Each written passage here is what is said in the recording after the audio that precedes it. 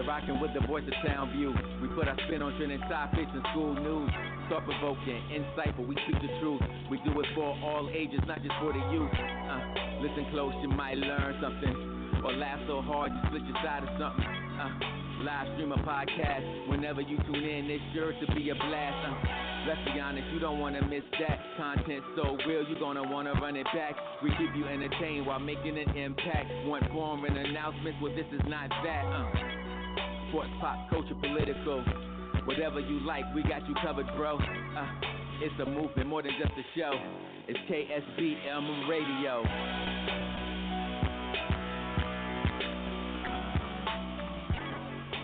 From closer to the music. Broadcasting live from Marvin E. Robinson School of Business and Management, Dallas, Texas. My radio station. We are KSBM Radio, the voice of Townview. Hey, welcome to KSBM Radio, the voice of Townview. And today I'm here with Joey, Jojo, Violet, and today we have a very extraordinary guest who's here to share her journey and experiences and insight with us. Her name is Raffinae Sanders, and she's a force to be reckoned with.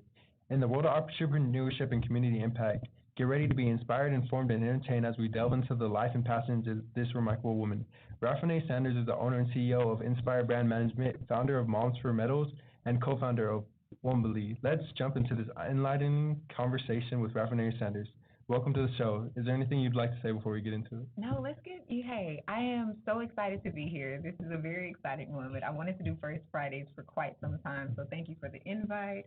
I absolutely love what I do. And yes, so the word of the day is impossible. Okay, impossible. But the thing about impossible is just make sure that you break it down whenever you think an obstacle is too big to, and we'll get into that during the interview, but the word impossible is just broken down and it means I'm possible. So coin that. We'll dive into that as we go. So yeah, I know, right?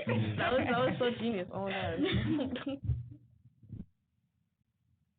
For the first question, can you share some of your early memories or experiences from elementary school that you feel contributed to your path as an entrepreneur and a leader? Yeah, absolutely. So I would say a little bit of that goes into, I'm the oldest of 4 siblings. And so when you're like the oldest, there's like, I feel like there's this natural leadership quality where it's like you're a protector, you're taking care of your siblings, things of that nature. I was always outspoken, outgoing. I wanted to figure out things. I was inquisitive at a very early age, almost nosy, if you will. And that nosiness was just a pathway and a gift that allowed me to glean information early. And then I had a strong negotiation skill, if you will. We negotiate with our parents at an early age, like, hey, I'll wash the dishes if you give me a cupcake. And so we used that in the space of business, and I got an opportunity to start there. And so, yeah, elementary dancing, being a captain of a dance squad super early because I was like, oh, well, I want to teach. I want to show someone else how to be or to get these things. So I love that about it. So you said you were a captain of a dance team. One, what was the dance team? And two, like, did you meet opportunities while you were a dance team? Like, who did you meet? You know?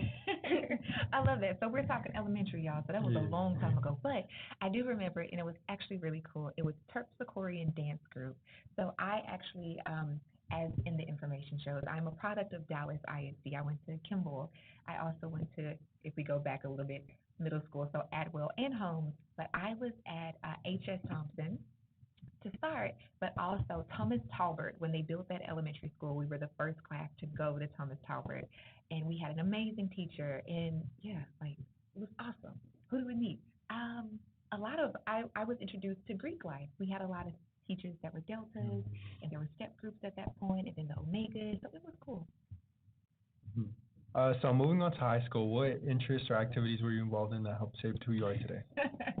So again, this leader thing. I was also in band. So I was first chair or section leader in the woodwind section, which was cool. What else did I do? I played volleyball at a very early age, so that was awesome as well. Majorette. I was majorette captain for a little bit, like just for a smidge, y'all, not too big. High school was a very an interesting time, and I think we'll get through that a little bit later. But as the story continues, I became a mother very early on, and then I was married my senior year. So look at your eyes. I don't know if that's in my bio anyway, but yeah. So if that's the space, I had a child very early. So when we talk about adversity and opportunities, and that's why impossible is so important, and it breaks down impossible. So if I may, I was pregnant at the age of 14 and had a child at the age of 15. Everybody's eyes like popped up in this room. It's cool. But I'm not glorifying teen pregnancy at all. What I'm telling you, obstacles are opportunities, right? And African American women were first and second in teenage pregnancy in 2001. It didn't mean that we were getting pregnant the most. It means that we were having our children. We had a higher birth rate, and nor did it mean that you're fast. Right? I never judge a book by its cover because it's what's in between the pages that tells the great story. Look, she's clapping. And so I think with that, when we're talking about leadership, I grew up very early. I had a child to be accountable for, and I didn't want anyone raising my son. I wanted to be mom, but mom meant for me inspire, encourage, motivate. I wanted to be a role model for my siblings, and I didn't want them to go down a similar path. But I also didn't want to be a statistic. Okay, so then I have a very big question. So, sure. I feel like a lot of people look at teenage moms. My mom was a teenage mom as irresponsible, can't handle what they're doing. So how did you have a kid while also manage to have your own business pathway? Ooh, so that's a good one. We'll go back before we go forward a little bit, if that's okay. So How did I manage? So again, if you are like, the baby's here now, right? It's like, hey, we got a baby, and I got siblings. And so my youngest sibling was like 4. They have a 4-year gap. So I had a 4-year-old sister and a baby. And so they kind of grew up together, if you will. But managing that, I knew that I didn't want to be, when I say a statistic, I know that sounds weird, but I didn't want to fall in between this funnel that says that, oh, well, you're just another... You know what I'm saying? Like, oh, well, you got pregnant, so you're going to have 4 more babies by the time that is. So I made it my mission, if you will, or my purpose to, like, I will not be what society says that you should be if this is your parameter. And so I did that I paid attention in school. But I was very driven. I was very, very driven. And my grandfather and my grandparents instilled some amazing qualities to my parents. But with that, to that point, I graduated on time from high school. I managed my time, but that didn't mean I couldn't do things. I ran for Miss Kimball, which is like, right? I got first run up in that. So I did go to Kimball. I ran for Miss Kimball. I ran for like homecoming queen. And when we're talking about leadership and different things, student council, I was on student council when I was in high school. And so I really think once you set your mind to something, plan, act, and do. Like write it down, make it visual, and then you put a plan behind it. And that's how I was able to be successful there. And no was not an option, right? Impossible was impossible. And I had to eat, breathe, and sleep that if my missions and things in life were going to go forward. This is the official I'm putting in my home running status, so vote for me.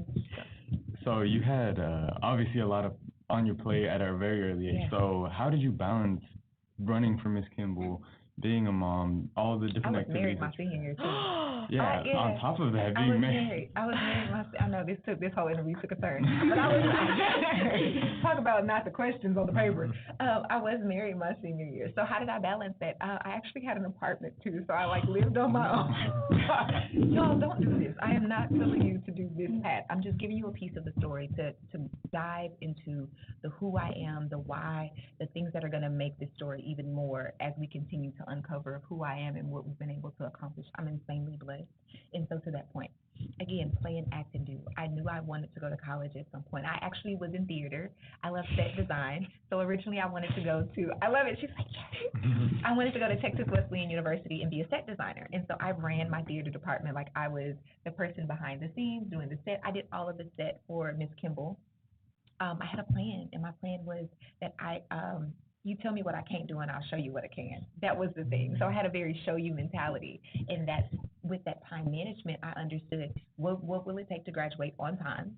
So I graduated in 2004. And if I'm going to go to college, how can I get to college and what's my pathway? I couldn't be a starving artist, so I didn't go to theater. I started business school, right? And I went to UNT. I graduated in 2.5 years from the University of North Texas with a 4-year degree. We'll talk about that in a minute. What's my next question? Okay, so what role did your college experience play in your journey, and how did it help you prepare for your current career as an entrepreneur and CEO?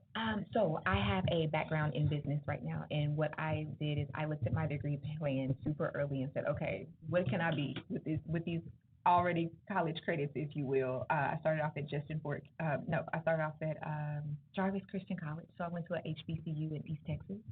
And my grandfather went there, so I was like, oh, they have family housing. I can take my baby to school with me. I did not take him to school.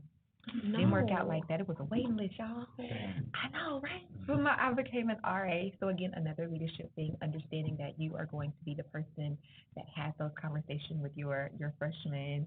And as a freshman, second semester freshman, came in right away. I carried 18 to 20 hours my freshman year. Coming in, I didn't start school till the spring semester, and I instantly carried a full load, and I just know was not an option.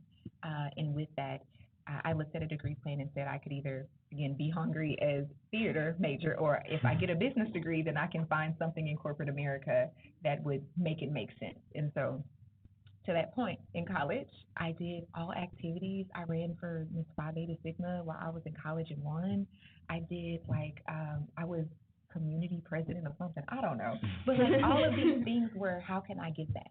How can I empower, inspire, encourage, and motivate? And I think that just made me naturally a talker. I was relatable. I like to get people together and help them and uplift their spirit. So it just translated right into it. You let the speech Come on, I know it's a little young. No, it's just because you're so interesting. I just expect you to talk more. You said you wanted something exciting to close out this year. We can't go out of 2023 without a bang. Okay, so what did you choose? You obviously choose business. Obviously. Business chose me. I'm not gonna tell you a story. I kid you not. It really, and if I'm honest with that. Because we're all seniors and we're picking our colleges right now, and me especially, I've had about 5 majors. I've honestly think about. So how did you feel like that business chose you? Because you can have a passion and want to do it, but you can also think logically. Yeah, I love that. So I ask everybody this question: what's your superpower? And process that. Think about marinate on it and think about it. So everybody that's listening, what's your superpower? Think about what you're naturally gifted with. Your gifts will make room. I do one thing well. I create experiences. And because I'm able to create an experience that translated into business, it translates into negotiation, conversation, building relationships. And so what I'm saying is, if you don't know the major that you want to be, that's okay. Give yourself grace to figure out, okay, well, search your heart. What do I really want to do? Not what do you want to do if your parents are like, hey, you have to become a doctor or a lawyer, or your teacher. I love my teachers. Okay, I'm going to say something. I'm sorry, y'all. Not what you're you have to stay on this pathway. It's more of what is it that you really want to do that's going to make sense? Would you do it even if there was no money attached to it? Right? You're yep. And so for me, actually, I looked at my degree plan and I knew I could graduate early if I applied my transfer hours in a bachelor's in applied arts and science with an organizational development minor is what I have, with a minor in mediation. It just aligned. So when I tell you it chose me, I looked at the degree plan, I applied my hours, and I said, okay, if I do this, I can either go here and be in school 4 more years, or I can do this and graduate in a year. Business chose me. You eat. Oh my gosh. Oh my God. I'm just saying, absolutely. So beyond college, you've worked in various fields such as business, human resources, hospitality, and healthcare. So how did these diverse experiences affect you? Oh my gosh, I love all these good things. Okay, so what did I do? So by the age of 21, I graduated from college, and I had medical, dental, 401k, and stock options by working at a company called Viserve. So I was super young, crushing in my mind. And so I understood that I needed to set a standard for my siblings right away, because to show them hey, so what, I had a baby, Merry Christmas, what's next? Y'all don't have no kids, okay? But it doesn't mean that you can't still be successful. And so that's what put me into healthcare. From there, I was a recruiter for a long period of time, and I got the opportunity to work at Baylor Scott & White. So I worked there in the recruitment aspect of things. I worked with day surgery and PACU. Then I transitioned into C-suite recruitment at an executive recruiting firm, which was, again, back into the hospital, CEOs, COOs. And I think just working with understanding what leaders needed. If you're operating at that high level of business, what can I do to, hey, let me listen to you and actively listen. That way I understand your needs and what you're wanting out of a job position, and I was able to then match them with that. So it gave me additional listening skills. Can you tell us more about Inspire brand management and the inspiration behind its creation? And are there any experiences that you've created with your clients? Oh yeah, God, everything I do. So I'm so glad we did that. So Inspire, Encourage, Motivate. LLC is the full name of the company. And that's the name of the company because we inspire our consumers to try something new. We encourage them to taste with an open mind and motivate them into a healthier lifestyle. So I work primarily in the retail food space. So think like chips and salsa.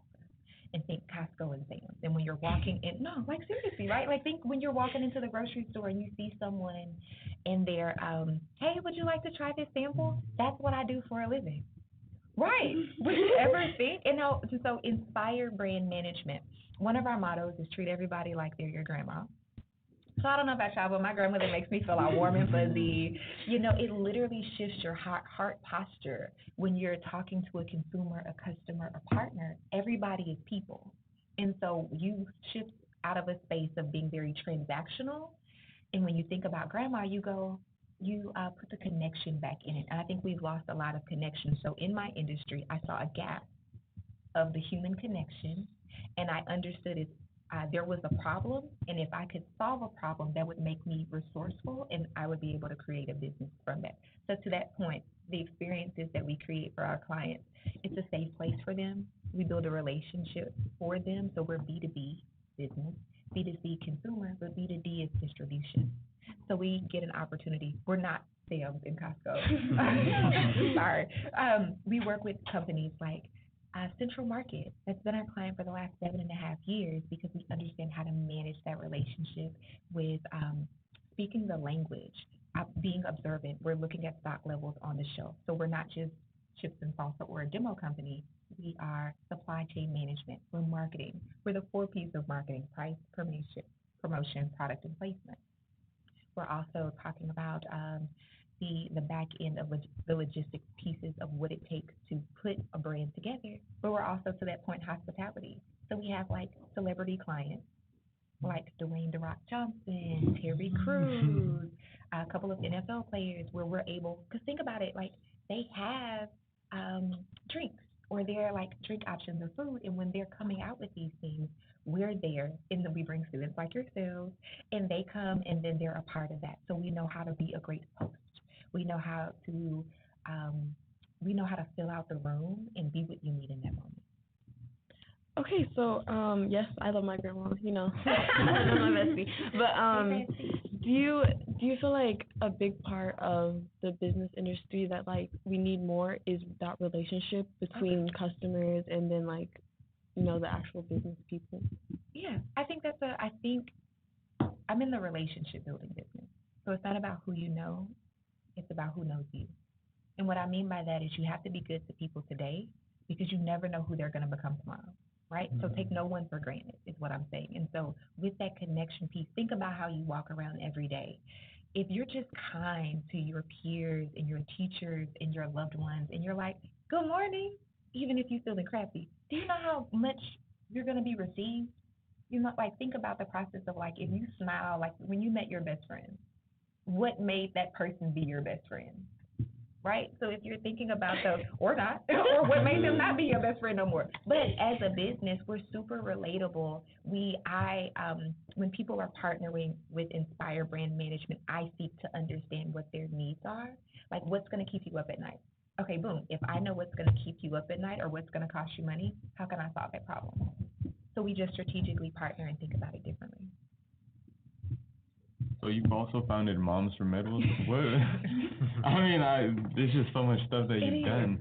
What led you to found that nonprofit? I love that you asked that. So Moms for Medals, and that's why I talked about the teenage pregnancy very early on. Moms for Medals was actually out of the teenage side of things. So Moms for Medals is a metaphor for what's your goal, what's your vision in life. So whenever I mentor my teenage moms, it's like, okay, so what? You had a baby, Merry Christmas. What's next? Right? Okay, woo, we had a baby. It's not the end of the world. And it doesn't mean that you can't be successful, right? You have a baby is a canvas. We're all canvases. We're a blank canvas when we enter this space. And who we are, who we become is what society puts on that canvas, and then we get to narrate that and shift and pivot in what we draw on our canvases as we continue to grow. So to that point, I wanted to be resourceful to my teenage mothers in that moment, and I also became a professional athlete. So Moms for Medals was also a running space with the pillars of inspire, encourage, motivate. We're going to be in different spaces of our life, and we may need one or we may need all three. So Wombilee, how did your experience with Moms for Medals lead to the creation of this natural pad company, and how has it impacted women's health and wellness? I love that. So same, very similar thing, being an early mom, having Moms for Medals, there's a disparity, right? There is a stigma, if you will, like you mentioned, your mom was a teenage mom, or we may know just some teenage parents, maybe my mom was a teenage mom as well. And so there's something about, sometimes we don't have the resources that we need when we're younger, or even now, right? And so because I realized that we didn't have some of the resources that we needed very early on, whether it was childcare or diapers or sanitary napkins, then there was a space for us to create. So my sister, we actually had a sit-down talk after visiting, this is going to sound cliche a little bit, but Africa. On my 35th, we went to Africa. We flew into Cape Verde for my 35th, her almost 30th. She traveled 100 countries by 30 countries. And so that was one of the goals. And when we got back here, we sat down and said, what can we do to be impactful? And we saw that young women were missing school because when they were having their cycles, they didn't have access to pads. It's a luxury item. Countries are using outdoor material because they can't afford it, or they've never even heard of a sanitary napkin. People in the States are deciding, do I want to pay my rent? Do I want to buy my prescription? Do I want to feed my kids or have a tampon or a pad? And they're using other materials. And so because during COVID, we went to big brands and said, hey, we would love to, we want to donate to different countries, to here, to people. And they were like, great, go on our website and buy it. And we were like, what? Like if we had the money to buy it at retail, we would have. And so because other entities were unwilling to give, then we sat down and said, you know what, we'll do it ourselves. And my sister designed the packaging of Wombilee, and I am the salesperson behind it. So I'm, as you know, the marketing piece of it, retail. I funded, inspired brand management, funded Wombilee. And so that birthed out of the need to give back to women. We are a three-dimensional, we have a three-dimensional lead card, 7 layers of protection, but we're a natural pad company that doesn't have chemicals in it. So we're literally just encouraging people to be aware of what they're putting on their bodies and in their bodies, because our cycles shouldn't hurt. And then, that's the whole thing, right? And so because they shouldn't hurt, and pox, endometriosis, there's so many things that will make your cycle heavy, and if we don't bring awareness to that, like ovarian cancer is at an all-time high, and some of that has to do with the toxicities that are in our past, right? Or things that are not natural to us. And so that's what allowed us to get there. That is so interesting because Tommy just started this club where each girl's restroom has pads, tampons, and all that stuff. So it's available for everyone, and it's not expensive. It's you don't have to pay for it. It's there. We do thank you. We do donations and everything. So thank you. So in your work with young entrepreneurs in DallasISD, what valuable lessons have you learned from mentoring and empowering the next generation of leaders? Oh, what I've learned is y'all listen. Grammatically incorrect on purpose. Y'all listen. Y'all may not act like y'all listen, but if you hear the right thing at the right time, what have I learned? So I've learned to continue to give back. I've learned a different level of gratitude. I've learned that it only takes one person. You can change the world that you live in one person at a time. I don't want to change your world. Your world, think of your world as a bubble, right? And if you do everything that you can in your lifetime, in your bubble, that is being impactful to the universe.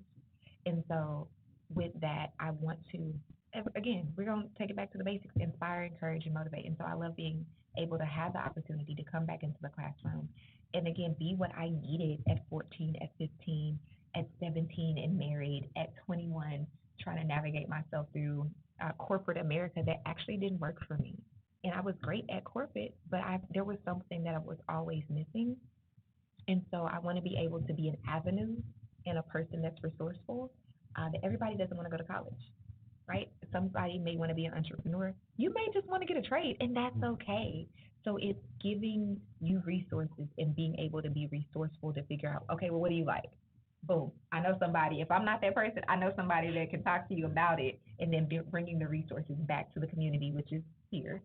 And that way we can continue to build. You're our next generation, right? And so if we don't pour into you, what do you become later? I'm you 20 years ago. So you didn't mention it, but I've heard that you're involved with DECA. So could you share some experiences? I love DECA. Is this okay, y'all? We doing all right? Hey, I got the claps in the back. I love my, listen. I'm not even gonna tell y'all no story. So DECA, I get excited about a lot of things, but I like DECA. And one of those things is I got to be a judge last year for DECA. I'm gonna be judging this year again. But one of the things I love about DECA is because it's emerging leaders in an entrepreneurship space in marketing brands. And so it was so fun to see so many young people like yourselves thinking about the next product you're inventing, right? Like, I could be buying your brand in the next year, right? We can tweak it. You have full business plans. I wish I knew what a P&L statement was when I was this, right? Like, you're getting so many amazing, I'm sorry, I'm loud, y'all. We're getting so many foundational principles. You are doing business number projections. You're doing company evaluations. As a business owner, I wish I had that when I was literally 20 years ago in school. And I think it makes a difference, but I'm also a micro investor, or I know people that invest. So my first big investment was Wombilee. It was a lot of money. Ooh. But what I'm saying is, it also, let's say that we find a really good student that has a great plan, and we know people that would want to move that forward. That could be a scholarship. We could award funds. We could assist with making that come to fruition. So I love the fact that it's not just ideas on a paper, like you really are going above and beyond to create prototypes and to create change. So that's like one of the things that I really love about DECA. You're a distinguished graduate of the Goldman Sachs 10,000 Small Business Program. How did this program contribute to your growth as an entrepreneur, and what key takeaways did you gain from it? Oh, it took me through the ringer. No, you have to. I love that program. I graduated in April. It made me a better leader. It gave me an opportunity to look at things from a different lens. When I say a different lens, we were in class for 13 weeks from like 8 to 5, so kind of like this. And so you no longer,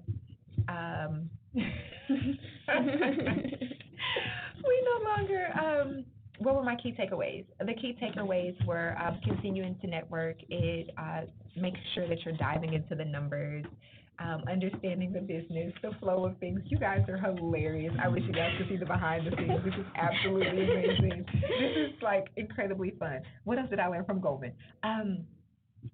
Like networking is really a big thing. Like really work a room network. You never know who's in the room. You never know how you can collaborate with each other. But I definitely think my leadership skills definitely went to another level, and then diving into the numbers on how we can expand. So it allowed me to put together a 5-year growth plan, and we're executing that growth strategy right now.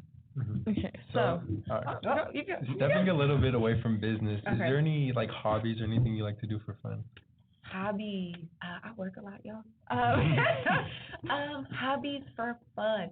We'll talk about that. I'm sure it's in there. I got kids, y'all. I got 2. And so they're 22 and 12. So my boys, I love being a mom to them now, right? Hobbies. My little one, he likes boba. And so we tried different boba places. We have date night, move night. And I would say I'm a runner because that's the background of also what tied into Moms for Medals when I ran competitively in Spartan racing and distance running, so that's also with a tie into Moms for Medals. So, hopefully running again soon. What is this? What do these beautiful things mean? Going back, I did want to ask, you said you were struggling with motherhood at a young age. Now that you're older, you mentioned that you have 2 fantastic sons that you love. I just wanted to ask, like, now that you're older, how do you manage motherhood with your career, and like how do those two work together? Hey, I'm telling y'all got to do this. Sign up, be a part of this. This is incredible. How do I manage it? So, have you ever heard of work-life balance? Yes. I don't believe in it. Oh. Boom. You know what I'm saying? So, I believe in work-life rhythm. So, think of rhythm is okay. So, balance is, think of somebody at a circus on a unicycle, and you're spinning plates, and you're trying to balance it. Something's going to fall. At the end of the day, something's going to fall. But if I learned to operate in rhythm is Venus and Serena playing at the top of their game doubles, and they're backing and forth. It's Jordan and Kobe, maybe. Those are not even it. How about Kobe and LeBron? There we go. And it's basically you knowing the team around you, and you're playing at your highest together. And so with that, I compartmentalize my time, and I know when I'm present with my kids, then that's their time. I delegate things now. I have an amazing team, and so I give things to the team, and then I step away. I know my lane. I'm a rainmaker, and I go be the CEO rainmaker, kiss babies and hug grown people. And then when I step away, a mom, or I take them with me. And so my sons have seen me work the business since they were young. Each individual child got a different experience. My youngest son, my oldest son, I was more in the model industry. I hosted a radio show. I did some background things. So he knew me as like model mom going into entrepreneurship. And the younger one is like full-fledged, this is what we do. So, yeah. Okay, so I'm asking a fun question. If you had to be a movie, what movie would you be? If I had to be a movie? Mm-hmm. What? Was that on the list? Listen. Because there's some stuff happening. It's like all types of things happening in the background. If I had to be a movie, well, Incredible. Like, and I don't, so fun fact, I have this little, y'all know Edna? Yeah. Edna's a bad mamma jamma. Listen, Edna is the lady behind the master plan. She is the person that sees the problems and that can solve them by giving them super suits, or she is like the lady that's in the know. She is always the person that has the intel before things happen. And so I would be Incredible for sure. Yeah. So you'd be Edna in Incredible? I mean, come on, Edna. Edna was like your superpower. Edna, if you needed something done, Edna was the girl to go to. So yes, I would be Edna. And plus, she was like feisty. She was. Mm-hmm. Yes. Well. Are there any like new or exciting projects that you're now working on? Yes, I'm expanding. We're expanding our business. So we started Inspire Brand Management. It started with a team of me. Now we're a team of we. We literally operate in about 25 states in the U.S. We started in Texas. We have clients on 6 continents. I'm hiring y'all, and but my new ventures, like I'm excited. I got an amazing opportunity to host an intern with the DallasISD school district, and my intern came from here. So Oakley or Maddie, shouts out to my intern from here. She's watching, and so she got it. I love that you know Maddie. Yes. Hey, I love Oakley, and so like I got an amazing opportunity. She fit the brand so well, and just I'm looking for great people, and with that. Now we've started to partner with veterans, and so I love the aspect that we are now getting ready to be more hands-on with giving back, creating a safe place. As we're expanding and going through different territories, I want to make sure that we're partnering with colleges, universities, and schools, and that way we can continue to grow, but also grow locally and just create brand awareness all the way around. Don't get shy now. Don't get shy now. So, you talked about your brand and growing and your interviewing. So, how do you get an interview? How you get it? Oh. hey, listen, she said shameless plug. Listen, you said you hired, what we got to do. So the beautiful thing is for everybody that's watching, the district will have internships. You want to make sure that you are connected with your teachers in Opti because we will have a full, because I got to say those things. We will, and I know you guys are seniors, so the internship isn't necessarily available to you, but we are. No. That's just from a district space. That doesn't mean that you can apply online, but literally, these green signs, y'all. Listen, I wish y'all could see this background. Don't be telling our secrets. Oh my goodness. Listen, we be in full-fledged flow, and you'll see this thing that goes ding, and it's supposed to be discreet. It is, but it is like the most wonderful thing. But for the internship pieces, there is going to be an opportunity to apply in OPSI, you're going to get with those teachers. And so when that time comes, click on Inspire Brand Management, and it'll allow you to sign up for an interview. And we're so excited to just be in the mix to keep this thing going. And then we can talk about some stuff. So you have a quote that says, "Our life is not our own, it's a gift." Yeah. So what impact do you have or what hope do you have for your impact through your philanthropy and through your just everything you do? Yeah. What's your end goal? What? Go ahead, you too. Oh, no. You can answer the question. Yeah. Okay. My bad. So exactly, this life is not our own. Everything that we do is a gift. And what I mean by that is, remember how I started when I said impossible?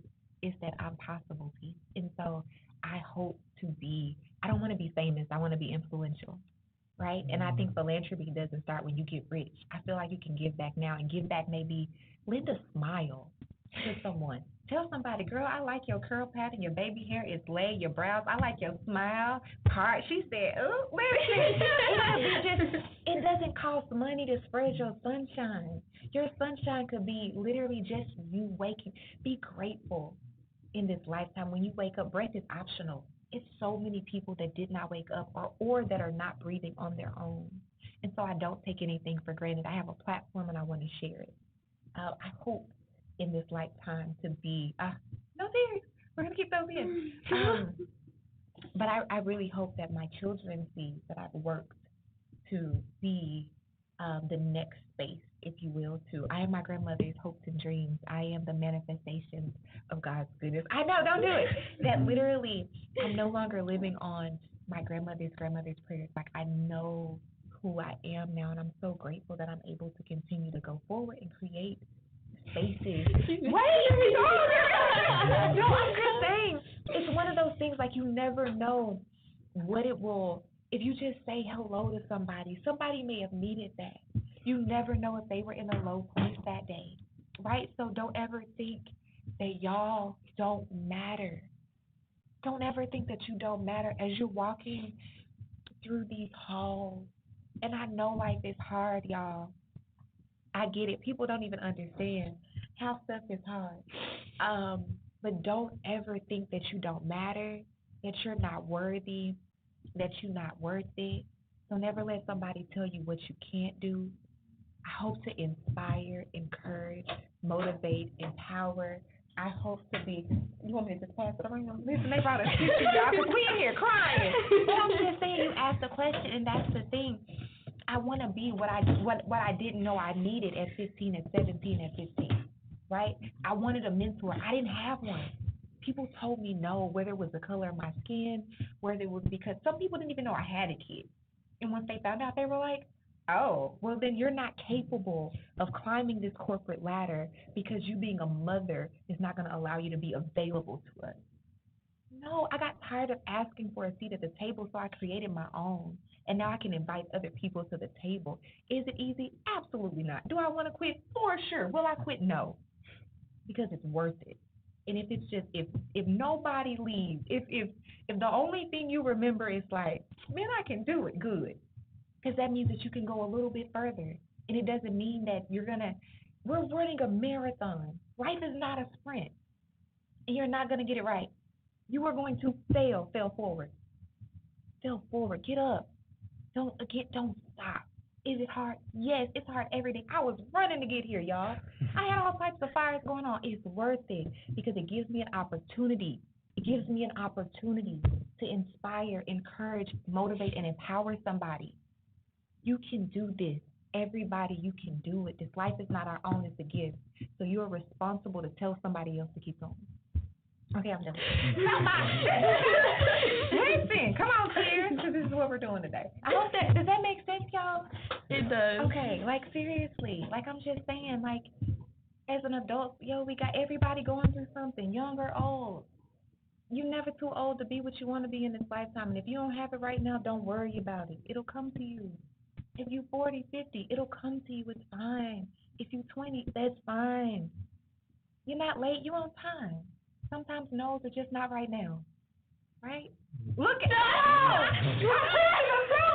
No, go talk about her ex. Don't even put this stuff out. My man. But I'm saying, because hey, I went through a whole bunch of drama very early on. This is so lovely. Hey, I hope y'all invite me back. I got more to talk about. But no, seriously, sometimes even in relationships, y'all was married at 15, that's dramatic. 17 and married, that's crazy. Listen, I'm just saying, relationship, partnerships, the air is thinner at the top. So there's separation before elevation. And so everybody that's with you right now is not meant to stay with you forever. Yeah, so my ex is watching this. It's not right now. Quit. but seriously, and all goodness. What else?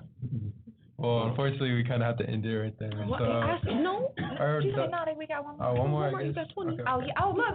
In the back, they said no. Give me one. Yeah, you One got more. 20. Come on, 20. Okay. So if there's one more thing, like the last piece of advice that you could give to us and to all, I know that's why I said we should end it right there. I know you got more. Oh, I know you got more. Go ahead and ask it. Let me see. Go ahead. All right, so I know you just dropped the big one, but if there's one other thing you could give us, a little piece of advice or just any wisdom you would want to impart upon us, what would it be? If there's one more thing. So that big one more thing is you are worthy. You are worthy. You are worth it. You are worthy. You are worth it. Nothing is impossible because I'm possible. And I think if you keep that with you, that within itself will propel us so far forward. If you fail, it's okay. Go forward, get back up. Quitting is not an option. Take a pause if you must. Breathe deep if you will. But again, fall forward, keep going, keep striving, write it down, make it plain, and go execute the plan. Can we just drop the mic, y'all? So now, unfortunately, we do have to. Now we got to Oh yeah, well I just want to say thank you very much for doing Yes. Like I feel like your passion and drive has really like inspired not just me, but like I think everyone here. Like it's really like resonated with us. And also I want to thank all of y'all for listening. And if you have enjoyed this show, please follow us down on our social media that you can see down below. And I really appreciate you for coming. Thank you so much, Ms. Raffinae Sanders. Yeah. Anytime you want to come back, just let us know. We'll drop everything for you. Don't I got worry. some more business tips and tidbits. Now, I don't know if I can come back this year. I can. She said, yeah, I can come back. But whenever y'all want me, yes, no, I can. Were you going to say something first? I was going to, no, you got it. No, I just wanted to say thank you. I appreciate y'all. I appreciate the opportunity. CTE, I love y'all out there. I thank you for my coordinators who just make this possible. That gives me the opportunity to get back in front. Like, hey, if y'all didn't know, they love y'all. Y'all teachers, they really do push. I kid y'all not. They really do push to make sure that you have people that are wanting to give back and be with you. I wouldn't want to be in any other place or in any other position. And so I just appreciate everything that you guys are doing, and keep going. I hope this was helpful. Thank you. Thank you very much. Okay. So signing off, I'm Unison. I'm JoJo. I'm Kelly. I'm JoJo. I'm Violet. Hey, and I'm Raffinae Sanders. Thank y'all so much. Bye. Bye.